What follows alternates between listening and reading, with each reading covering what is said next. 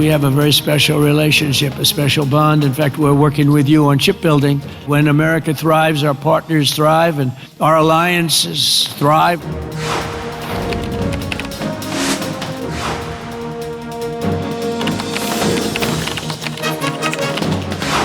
This week, we announced that we will build 250,000 more GPUs here in Korea, making Korea one of the largest GPU or AI infrastructure countries in the world.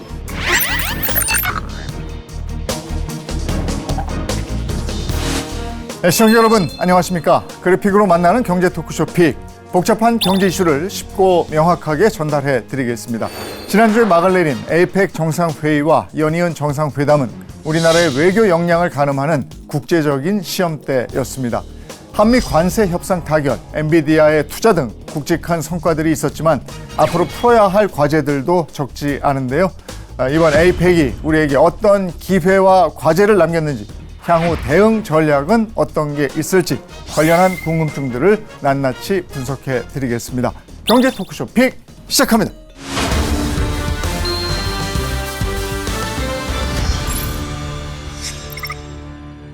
네, 오늘 함께해 주실 분들 소개해 드리겠습니다. 먼저 홍현익 전 국립외교원장 모셨습니다. 어서 오십시오. 안녕하십니까. 네, 차영주 와이즈경제연구소장 함께하겠습니다. 어서 오십시오. 안녕하십니까.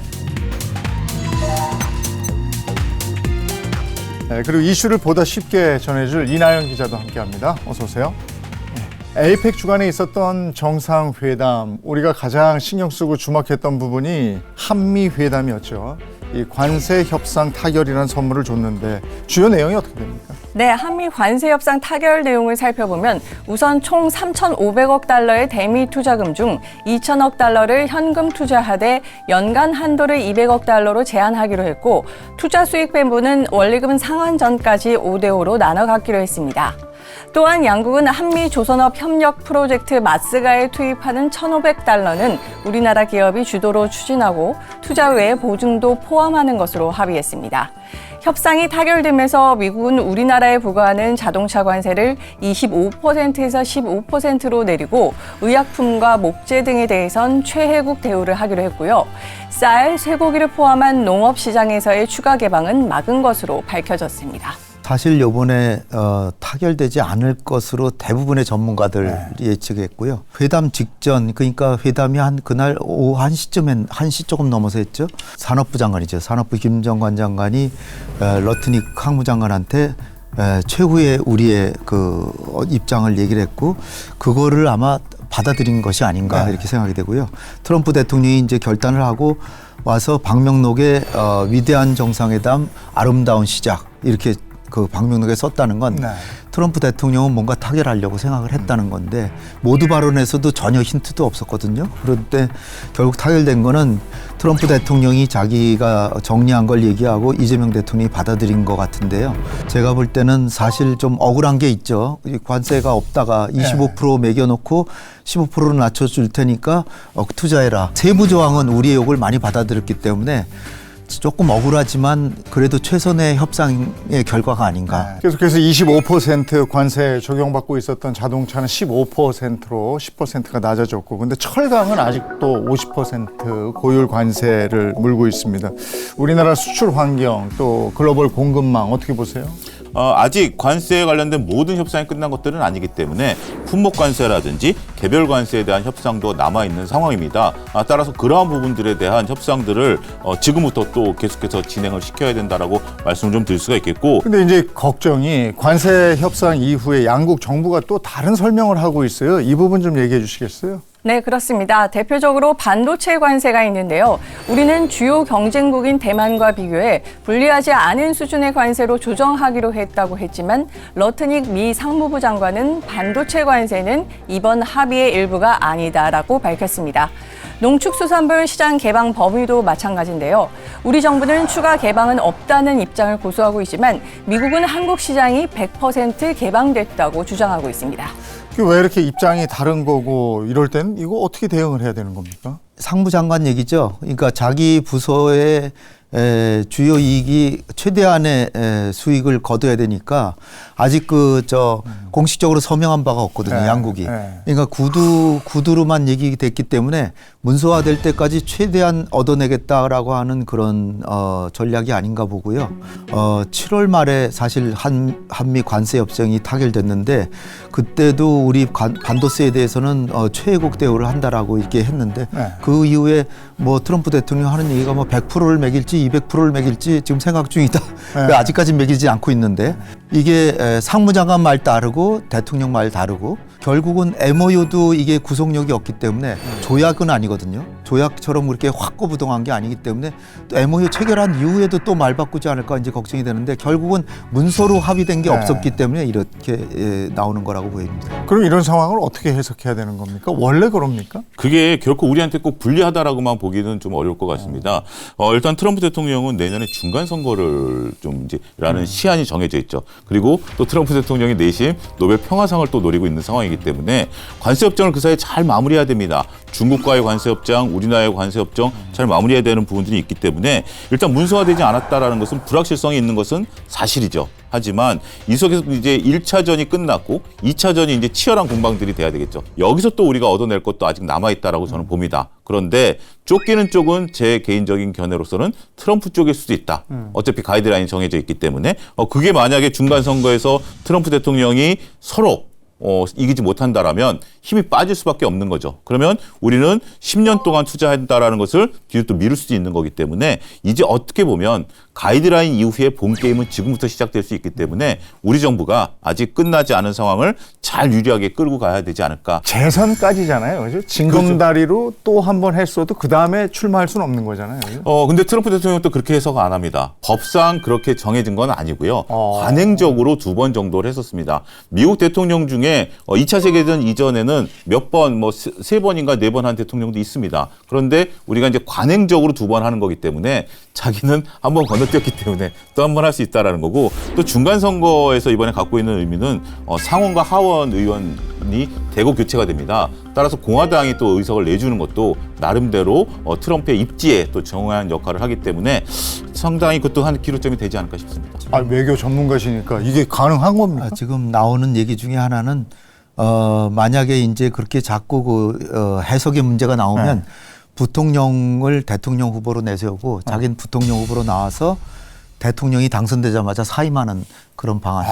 그러니까 뭐야. 세 번째 당선될 수 없다라고 돼 있대요.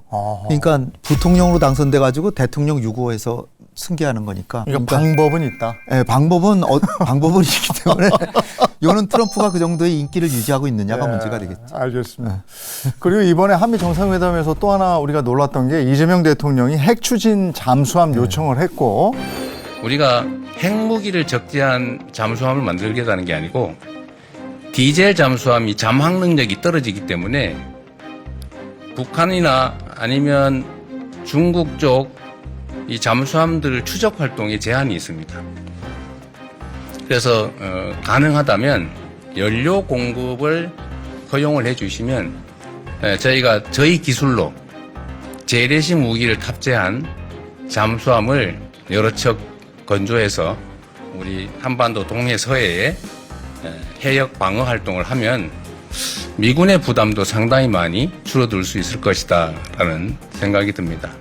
트럼프 대통령이 그 자리에서는 즉답은 피했는데 그 다음에 승인을 했어요. 그죠? 우리가 안심하긴 이릅니다. 네. 첫 번째로 중국도 그렇게 동의하거나 만족하는 게 아니라 굉장히 적극 반발만 안 하고 있을 네. 뿐 자칫하면은 사드 때를 연상시킬 만한 그런 일이 벌어질 수도 그럴 가능성도 배제할 수 없는 거고요. 왜냐하면 중국도 아직은 이게 실현화되려면 멀었으니까 7, 8년 정도면 될 것 같은데 요는 이제 또 트럼프 대통령이 필리조선소에서 건조하라 그랬는데 필리조선소에서는 핵잠수함을 건조할 수 있는 능력이 없답니다. 또 하나는 우라늄을 계속해서 끊임없이 이걸 조달을 해야 되는데 이게 이제 원자력 협정 개정하고도 물려 있어서 원자력 협정을 개정해서 우라늄 농축 20%라도 우리가 일본처럼 확보를 하면 상당히 이제 수월해지는데 요는 핵 잠수함이 20% 이하의 전홍축으로 움직이는 것도 프랑스는 운영한다는데 보통은 고농축을 한대요. 근데 우리가 핵 그 원자력 협정을 개정한다고 하더라도 20%까지밖에 못하기 때문에 고농축 우라늄형 핵 추진 잠수함이라 그러면 또다시 연료를 미국에 신세져야 되고 또 군사용이기 때문에 미국 의회 승인을 받아야 되고 여러 가지 난관이 있습니다. 그래서 이거를 중국도 아마 지금 적극적으로 반발 안 하는 거는 이런 시간이 꽤 오래 걸리니까 좀 지켜보는 것이 아닌가 그런 생각이 듭니다. 이번에는 미중 정상회담 얘기로 넘어가겠습니다. 어떤 얘기들이 나왔죠? 회담 후 양측 발표를 보면 미국은 중국에 부과 중인 펜타닐 관세를 기존 20%에서 10%로 낮추기로 했고 대중국 상호 관세 24%에 대한 유예도 1년간 계속하기로 했습니다. 또 미국은 중국의 히토류 수출 동제 강화 시행을 1년 미루기로 했고 중국은 미국산 대두를 구매하기로 했습니다. 이렇게 미국과 중국은 일단 숨고르기에 들어간 뒤 내년부터 다시금 무역 질서 재편을 본격화할 것으로 전망되는데요. 트럼프 대통령은 내년 4월 중국을 방문하고 시진핑 주석은 답방 형태로 미국을 방문하기로 했습니다. 히토류를 미국이 아니라 다른 나라에 보냈는데 그 나라에서 그 중국의 히토류를 약간이라도 들어가서 물건을 만들었는데 그게 뭐 미국으로 간다. 모를 때 허락을 받아라. 뭐 이런 식의 제재를 가했더니 미국에서 태어나서 처음 보는 난데없는 전례 없는 제재라 그래가지고 관세를 100% 매기겠다 그러는데 사실 미국은 자기의 기술을 활용하는 물건을 만들었을 때 중국에 보내는 건 다 미국의 허락을 맡아야 되거든요. 이건 미국이 수십 년 전부터 해오던 거를 중국이 모방해서 자기의 히토류에 대해서 적용했더니 미국에서 막상 당하니까 너무나 아픈 거죠. 그러니까 이게 그 국제정치에서 초강대국이 얼마나 좀 득을 많이 받는지라는 게 다시 드러나는 건데요. 그래서 치열하게 막 싸우다가 요번에 말레이시아에서 중국 허리핑 부총리하고 그 베센트 재무장관이 만나가지고 이틀 동안이나 회담을 해서 결국은 100% 관세 안 매기기로 하고 히토류에 대한 제재 그거는 1년 유예하는 거. 1년 뒤에는 하겠다는 거예요. 그러니까 그래서 이제 트럼프 대통령이 여기저기 다니면서 막 공급망 협정을 체결합니다. 아세안 가가지고 말레이시아하고 체결하고 일본에 가서도 체결하고 여러 나라들 이 공급망을 확충하기 위해서 1년 동안 온 힘을 다해서 그 지금 할 겁니다. 그러고 나서 이제 그 다음에도 이제 세를 겨뤄보고 또 중국이 자기가 히토류 아직 미국이 부족하다 싶으면 또다시 카드로 쓰겠는데 베센트 장관은 얼마 못 갈 것이다. 세계가 알고 있다. 중국이 히토류를 무기로 사용한다는 걸 세계가 다 경로하고 있다. 이런 식으로 좀 얘기하고 있습니다. 히토류라는 것이 전 세계에 분포를 하고 있습니다. 그리고 미국에서도 히토류가 나오고 있는데요. 이제 문제는 히토류를 정제하는 특허 기술의 90%를 중국이 갖고 있다는 겁니다. 심지어 미국에서 캐낸 히토류도 정제는 중국에서 하거든요. 이것은 이제 중국이 알고 있다라는 거죠. 두 번째 히든 카드가 있었습니다. 대두였죠. 지금은 또 미국은 대두 수확철입니다. 더군다나 여기서 생산된 대두의 80%가 중국으로 가야 되거든요. 근데 대두 생산지는 또 트럼프의 표밭입니다.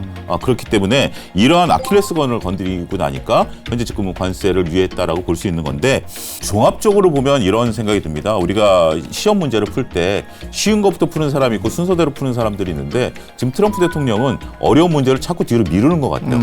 그러니까 미국과의 이런 히토류 문제, 대두 문제를 해결하지 않으면 결국은 뭐 중국 관세 협정을 타결할 수 없거든요. 근데 이걸 해결할 수 있는 방법은 미국으로서는 뚜렷한 지금 현재 그 방안이 없기 때문에 핵심 관건은 히토류와 대두 문제를 중국이 어떻게 풀어주느냐에 따라서 미중 간의 관세협정에 대한 해결점이 보이지 않을까. 미중 간의 힘겨루기는 예나 지금이나 계속되고 있는데 어쨌든 내년 4월에 트럼프가 중국에 간단 말이죠. 그러면 이게 좀 풀릴 건지 이 두 나라의 힘겨루기가 우리나라에는 어떤 영향을 미치는지 이것도 궁금합니다. 일단 이거 힘겨루기는 한 20년 이상 계속 갑니다. 이게 뭐 완전히 종식된다라고 생각하는 거는 그거는 환상이고요. 계속해서 중국이 미국을 지금 거의 능가해가는 뭐 기술 같은 건 거의 막 따라가고 있으니까 그리고 지금 요번에 그 미중 정상회담에서는 전략 문제는 거의 얘기가 안 됐거든요. 뭐 우크라이나 아직 전쟁이 어떻게 될지 이거 향방이 또 중요하고요. 대만 문제는 아예 논의 안 했고 북핵 문제도 거의 안 했고 남중국해나 인권 문제도 거의 이번에는 다루지 않았는데 이런 것들이 언제라도 이제 돌발 변수로 이제 벌어질 수가 있고 금년에 이제 미국의 무역 수지가 어떻게 되냐 또 미국의 경제 사정이 어떻게 되느냐 이런 것들을 다 종합적으로 판단해서 내년 4월쯤에 펼쳐지는 장세에서 트럼프가 그 전에라도 계속 공격을 할 것인가 또 연장을 할 것인가 정하게 될 거라고 보는데요. 그것이 어느 정도로 굴곡을 가지냐를 가지고 우리가 좀 신중히 봐야 되지 않을까 이렇게 생각이 듭니다. 히토리 같은 경우 지금 중국이 당장 미국만 안 돼 이런 건 아니죠. 자기는 허락을 받아야 된다라는 거죠. 그러면 우리도 허락을 받아야 된다라는 얘기거든요. 그렇기 때문에 우리도 지금 첨단 어떤 설비라든지 이런 반도체를 만드는 과정에 있어서 중국의 눈치를 볼 수밖에 없는 거고요. 삼성전자라든지 SK하이닉스가 중국의 공장이 큰 게 각각 있습니다. 이 또한 현재 지금 이것을 최신화하는 과정에 있어서 노광 장비라든지 이런 것 들어가는 것을 다 미국과 중국의 눈치를 볼 수밖에 없는 거거든요.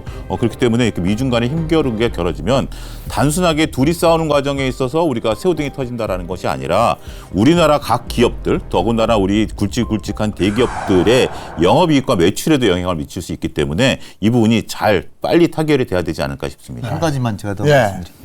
미중 간의 힘겨루기에서 중요한 거는 중국이 고개를 왜 안 숙이냐는 건데요.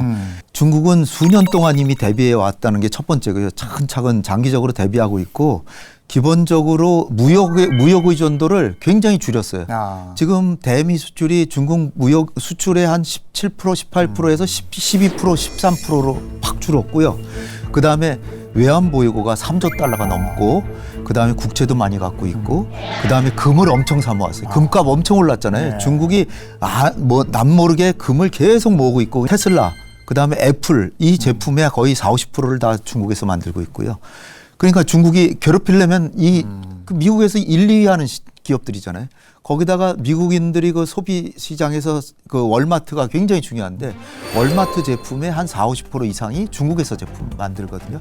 그럼 관세 높이 매기면 그 물가가 엄청 올라와서 지금 트럼프가 중국하고 부랴부랴 타협한 것도 지금 추수감사절 그 쇼핑 시즌이 오고 있고 그다음에 연말에 크리스마스 시즌이 오는데 지금 물건값 오르면 트럼프 인기 폭락합니다. 그렇기 때문에 중국이 여간해서 고개를 숙이는 모습을 보기가 쉽지 않을 거라고 말씀드리고 싶습니다. 또 중요한 게 있죠. 한중 정상회담이 열렸습니다. 여기서 어떤 얘기가 나왔습니까? 이번 한중 정상회담을 앞두고 한한령 철회나 서해 불법 구조물 철거 등 대중 현안들이 다뤄질 것으로 예상했었는데요.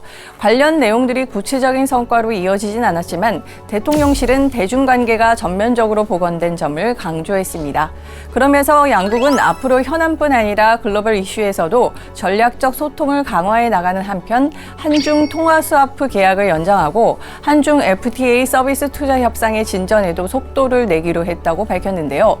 이외에도 양국은 실버경제협력과 보이스피싱 범죄 공조 등 모두 6건의 양해각서를 체결하기도 했습니다. 어지간해서 웃지 않던 시진핑이 웃는 모습도 보여주고 분위기 좋았다고 그러던데 한중 관계 복원 가능성 이런 거 어떻게 보십니까? 핵 잠수함을 우리가 갖게 된다라고 하는 그런 것이 밝혀졌는데도 불구하고 시진핑 주석이 여러 번 파한대소하기도 하고 특히 그 샤오미 폰을 이제 시진핑이 선물하니까 이재명 대통령이 이거 그 통신보안은 잘 됩니까? 그랬더니 시진핑이 웃으면서 백도어 한번 조사해 보세요. 그래도 그 시진핑이 굉장히 듣기 싫어하는 얘기인데 이걸 유머로 쓸 정도라는 건 상당히 가까워졌다는 거를 말하는 거고요. 그리고 이제 우리 국민들이 아주 걱정하는 보이스피싱이라든지 그 인터넷 그 온라인 범죄 여기 대해서 시진핑 주석이 먼저 이거 공조하자 이거 퇴치해야 된다라고 얘기를 했고 그다음에 한미 FTA 2단계 협상도 시진핑이 얘기를 했다는 거예요. 저는 우리가 얘기할 줄 알았는데 그 시진핑 주석이 이런 걸 굉장히 좀 적극적으로 한국하고 좀 해보려고 하는 그런 모습을 하고 통화스와프는 10월 달에 이게 우리 본래 있던 것이 만료가 됐는데 연장을 했는데 이것도 지금 한미 그 투자 계약으로 인해 가지고 우리가 외환 위기가 벌어질 가능성도 있기 때문에 이런 게 굉장히 이제 유용하게 생각되고 서해 불법 구조물은 굉장히 예민하게 신경 쓰이던 부분인데 이것도 언급이 됐다고 언급을 해서 이거 참 다행이더라고요. 특히 이제 우리가 여기서 지금 얘기를 할 수 있는 것들 중에 하나는 한한령 해제와 관련된 부분들을 우리가 좀 볼 수 있지 않을까 싶습니다. 한한령이라는 것은 비공식적인 제재입니다. 중국은 한한령을 내린 적은 없습니다. 공식적으로. 그게 이제 사드 사태 이후에 우리 이제 문화 콘텐츠에 대한 부분들에 대한 전반적인 제재에 대한 부분들이 있었다라고 좀 말씀드릴 수 있겠죠. 따라서 이제 그런 부분들이 해제가 된다라면 우리가 중국에서 비교 우위를 나타내는 것이 굉장히 많습니다. 화장품, 그다음에 이제 박진영 제협회 엔터테인먼트 회장이 얘기한 것처럼 우리가 이제 노래, 드라마 이런 것들 상당히 좀 많기 때문에 이런 것들이 점차 완화될 것으로 보여집니다. 더군다나 최근에 우리가 캐더먼 효과 엄청나게 지금 누리고 있는 거 아니겠습니까? 그런 부분들에 대한 것들도 더군다나 무비자에 대한 입구까지 됐기 때문에 우리가 여행 산업까지 되면 관련 업계에서는 주가도 지금 많이 올라가고 있고 오늘 좀 많이 올라가고 있는데 그런 기대감이 좀 크다 이렇게 봐야 될 것 같습니다. 이 외에도 또 주목해 보셨던 한중 회담 내용이나 뭐 장면이 뭐가 있겠습니까? 그 정상들이 공연을 볼 때 로버트 나비가 이렇게 날아다녔대요. 근데 모터가 도니까 소리가 날 거 아니에요. 그러니까 이재명 대통령이 저 내년에 그 심천에서 에이펙 정상회담이 내년에 하는데 그때는 실제 나비를 날려서 소리가 안 났으면 좋겠다 그랬더니 시진핑 주석이 내년에 저 나비가 날아가서 노래까지 했으면 좋겠다. 그러니까 벌써 로봇 그러니까 노래를 시키겠다. 뭐 이런 얘기를 했고요. 거기에 대해서 이제 이재명 대통령이 내년에 그 심천의 정상회담은 올해보다 훨씬 더 나은 정상회담이 되고 그 오늘을 기반으로 내년에는 훨씬 더 아세안 그 아태 전체가 발전했으면 좋겠다 이런 얘기를 했답니다. 난 시진핑은 원래 말을 안 하는 사람인 줄 알았어요. 예. 근데 이번에 상당히 처음에는 뭐 미중 간의 정상회담 할 때만 하더라도 표정이 그렇게 밝지 않았었던 부분인 것 같습니다. 그래서 저도 그것을 이제 라이브로 봤는데 근데 중국 입장에서 보면 우리가 참 이 한반도라는 지정학적 위치가 굉장히 좀 부각된 저는 사안이 아니겠나 싶습니다. 시진핑 주석 입장에서도 우리를 놓치게 된다라면 우리마저 일본처럼 미국과 협조를 하게 되면 자신들이 더 고립되는 거 아니겠습니까? 근데 지금 저희 시진핑 주석 같은 경우는 미국과 싸우는 과정에 있어서 인도라든지 아니면 중동이라든지 이런 국가들과의 협업을 계속해서 끌고 가면서 어떻게 보면 이런 표현들을 누가 하더라고요. 트럼프 대통령은 체스를 두고 있고요.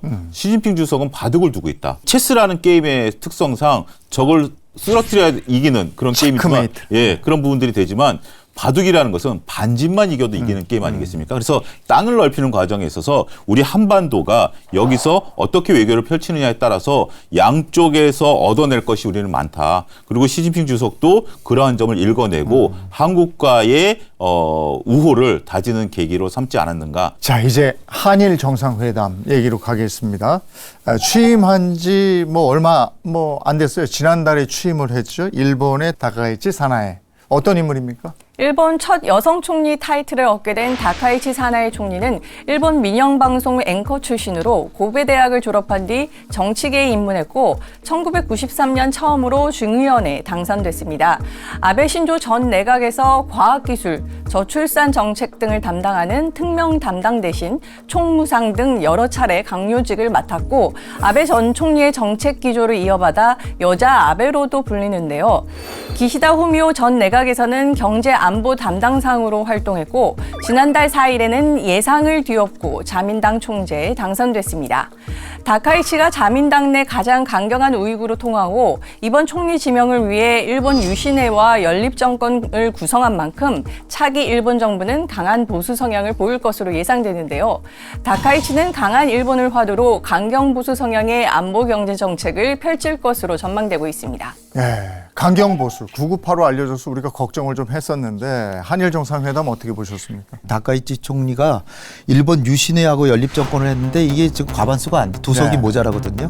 그러니까 불안하기 때문에 대외 문제에서 자기 마음대로 하기가 지금 호락호락한 여건이 아니에요. 그래서 일단은 한국이나 일본하고 잘 지내보려고 이번에 나왔는데 중국에서는 시진핑 주석은 축전도 안 보냈죠. 그다음에 리창 총리만 보냈고 중국하고 다카이치하고 정상회담할 때는 시진핑 주석 한 번도 웃는 걸 못 봤어요. 웃지도 않고 또 오히려 다카이치 총리는 중국의 인권 문제를 막 얘기하고 막 그렇게 해서 서로 신경전을 막 벌이고 또 시진핑 주석은 무라야마 다마를 얘기하면서 그 사죄하는 그런 마음이 중요하다. 그렇게 하니까 썰렁했거든요. 근데 한일 정상회담은 미래지향적으로 셔틀 외교를 재개하자. 또 내년에는 우리 셔틀 외교를 할 때 일본을 방문하게 되는데 이 다카이치 총리의 고향인 나라를 방문하고 싶다. 그러니까 기꺼이 응했고요. 그리고 나서 이제 이재명 대통령이 이제 브리핑을 하면서 다카이치 총리는 훌륭한 분이다라고 하니까 더 아마 지금도 관계는 더 좋아질 것 같습니다. 이 정치인들의 회동, 그다음에 이제 기업 총수들의 회동이 또 그렇게 많은 사람들의 관심을 불러일으켰는데 젠슨 황이 치킨 먹고 오늘 치킨 주가가 이렇게 올랐다고 그래요. 그 뭐 AI 주가만 올리는 게 아니고 치킨 회사 주가도 그렇게 올렸다고 그러는데 선물을 줬습니다. GPU 26만 장이에요. 어떤 의미가 담겨 있습니까? 굉장히 큰 거고요. 지금은 돈이 있어도 구하지 못하는 게 GPU거든요. 줄 서서 기다리고 있는데 이것을 구체적으로 각 기업들에게 이렇게 배분한다라는 것은 원래 이제 이재명 대통령의 공약 사항이기도 했었죠. 그런 부분들이 이어졌다라고 말씀드릴 수가 있겠습니다. 그러면 왜 젠슨 황이 일본도 아니고 우리나라에 이렇게 많은 GPU를 주느냐라는 부분들을 놓고 보면 저는 두 가지 관점에서 좀 생각을 해봤습니다. 첫 번째는 GPU는 HBM이 있어야만 구동이 됩니다. 그런데 HBM을 지금 가장 많이 납품하고 있는 곳이 우리나라 SK하이닉스고요. 그다음에 이제 삼성전자도 곧이어서 이제 대량으로 납품할 가능성이 현재 굉장히 높은 거죠. 젠슨황 입장에서는 두 기업이 다 납품을 해줘야만 GPU가 원활히 팔릴 수 있기 때문에 두 기업과의 협업 문제를 풀기 위한 하나의 방법이다라고 말씀드릴 수가 있겠고요.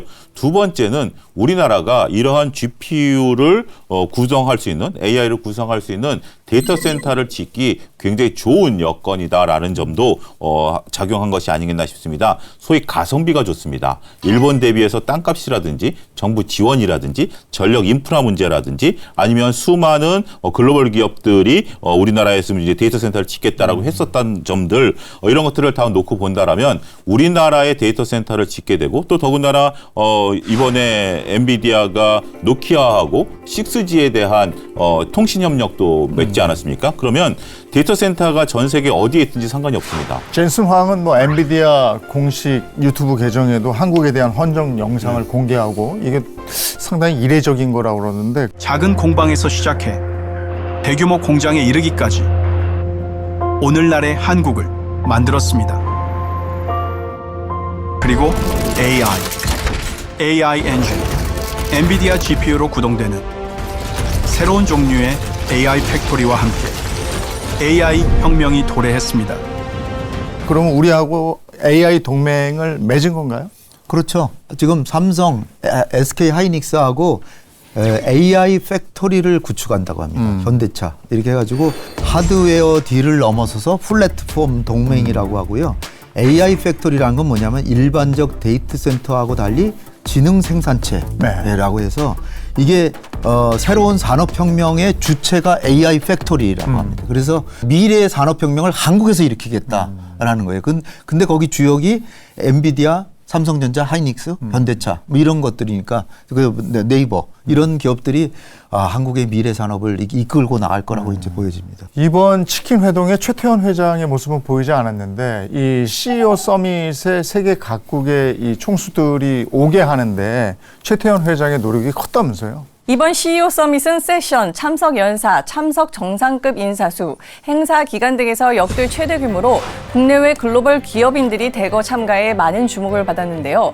의장을 맡은 최태원 회장이 이번 행사 준비를 위해 올해 5월부터 본인 명의의 초청장을 발송하거나 출장을 통해 연사 섭외에 나선 걸로 알려졌습니다. 그 결과 AI 황제 젠슨황 엔비디아 CEO를 초청했고 그 외에 매트 가먼 아마존 웹서비스 CEO, 호아킨 두아토 존슨앤존슨 회장을 비롯해 마이크로소프트, 구글, 메타, 틱톡 등의 최고위 임원들도 에이펙을 찾았는데요. 이로써 최 회장의 글로벌 네트워크 파워가 빛났다는 평가가 나오기도 했습니다. 자, 이렇게 해서 우리 경주 에이펙이 아주 성공적으로 막을 내리게 됐고 이번에 21개 회원국들이 경주 선언을 했습니다. 이거 어떻게 보십니까? 미국하고 중국이 자유무역과 보호무역으로 지금 대립하고 있잖아요. 네. 근데 이게 에이펙이라는 건 자유무역과 다자주의의 산실이거든요. 그렇기 때문에 중국이 훨씬 더 유리한 입장인데 이게 만장일치이기 때문에 한 나라라도 반대를 하면은 의장성명으로 각하가 될 수밖에 없어요. 그래서 이 경주선언에서는 WTO라는 표현을 빼고 그 대신에 이제 견고한 무역 및 투자가 아태 지역 성장과 번영에 필수적이다. 또 거래 비중을 낮추어 무역을 촉진한다. 뭐 이런 등등의 내용이 들어갔고 특이한 점이 우리나라가 지금 K컬처로 문화를 엄청 진흥하고 있는데 문화 창조 산업이 경제 성장에 기여한다는 내용도 들어가서 이게 우리 국위 선양에도 도움이 되고 또 우리 외교력도 완전히 입증한 그런 경주선언이 되겠습니다. AI 시대를 열었다라는 측면에 있어서 AI에 관련된 얘기들이 좀 많이 좀 들어갔고요. 인구 구조 변화와 관련돼서는 이제 전 세계가 이제 고령화 시대로 들어가지 않았습니까? 근데 고령화 관련된 또 얘기들을 하면서 이것을 AI와 고령화를 서로 맞물리면서 새로운 산업에 대한 패러다임을 바꾸자. 여기에 우리 에이펙 국가들이 신경을 좀 쓰자. 이런 얘기들이 좀 들어갔기 때문에 경제계에서는 이제 바뀌는 거죠. 과거에는 무조건 최첨단 산업에 대한 고도화에만 집중했다라면 전 세계의 인구 구조가 바뀌어가는 과정. 그 속에서 우리가 새로운 먹거리를 찾아야 된다라고 한다라면 여러 가지 뭐 단순 제약 바이오부터 시작해서 여러 가지 문화 콘텐츠까지 다양한 부분들에 있어서의 발전 가능성을 열어놨다. 이번 에이펙으로 인한 경제 효과도 굉장하다고 들었는데 어느 정도나 됩니까? 대한상공회의소와 딜로이트 컨설팅의 공동 분석에 따르면 경주 에이펙 개최에 따른 경제적 파급 효과는 7조 4천억 원에 달하는 것으로 나타났습니다. 내수 활성화 등 단기 경제 효과 3조 3천억 원, 경제 사회적 편익 등을 포함한 중장기 간접 효과 4조 1천억 원을 합친 수치인데요. 이뿐만 아니라 22,634명에 이르는 취업 유발 효과도 예상되고 있습니다. 또한 20년 전 에이펙 정상회의를 개최한 부산의 외국인 관광객이 전년에 비해 4배 가까이 급증했듯 경주와 부산, 서울의 내외국인 관광객이 늘면서 1조 원 넘는 소비 활성화 효과도 예상되고 있습니다. 그 백악관 보좌진들도 경주 시내 가가지고 화장품 사가지고 그거를 SNS에 올리고 막 이런 장면도 보게 되고 했습니다. 자, 이번 에이펙이 우리 경제 외교에 남긴 성과를 한번 꼽아볼까요? 그야말로 우리나라 주변 4강이라고 하는 데서 러시아를 빼고 러시아에는 푸틴 대통령이 못 왔기 때문에 미국하고 중국, 일본과 관계를 완전히 정상화했고 특히 미국하고는 그 3개월 동안 관세 투자 협정이 연기돼 왔었는데 그걸로 이제 우리 경제의 불확실성을 제거하고 경제의 안정을 기해가면서 한미 동맹을 안보와 경제를 다 같이 발전시키는 그런 계기가 됐고요. 그리고 이제 에이펙에서 경주 선언과 또 두 가지 AI 성명 등 두 가지를 또 성명을 해서 한국의 외교력을 세계적으로 입증을 했고 실용 외교가 이게 신뢰할 수 있겠구나 이런 것을 이재명 대통령을 증명을 했다라고 보여지고요. 경제적으로는 아직도 그래도 남는 과제가 좀 남은 게 그 IT나 AI 이거 이제 우리 산업혁명 한다는데 아직도 규제가 많거든요. 규제도 좀 풀고 또 정부가 적극적으로 또 투자도 더 해주고 이런 것도 해야 되고 또 지금 외교적으로 볼 때는 러시아는 지금 전쟁 중이니까 못하고 있잖아요. 근데 러시아의 130개 한국 기업들이 지금 굉장히 잘하고 있었는데 그 우크라이나 전쟁으로 인해서 다 망해가고 있습니다. 그래서 이 기업들을 살리는 게 실용외교거든요. 그래서 전쟁이 끝나지 않더라도 이 기업들이 회생할 수 있도록 도와주고 그리고 전쟁이 끝나자마자 바로 관계를 회복할 수 있도록 준비도 해야 되고 하는 일들이 남아있고 남북 관계도 북미 간의 정상회담이 되도록 해서 그거를 이제 동력으로 해서 남북 관계도 뭔가 활로를 찾고 관계를 개선해 나가 정상화하는 쪽으로 갔으면 좋겠습니다. 네. 에이펙 회담을 기점으로 해서 한미 간의 관세 협정이 맺어졌다라는 거 이것이 굉장히 좀 중요한 우리 성과다라고 좀 말씀 좀 드릴 수가 있겠습니다. 두 번째로는 우리 이재명 정부가 출범한 이후에 우리가 그 전에 좀 다소 혼란기를 겪지 않았습니까?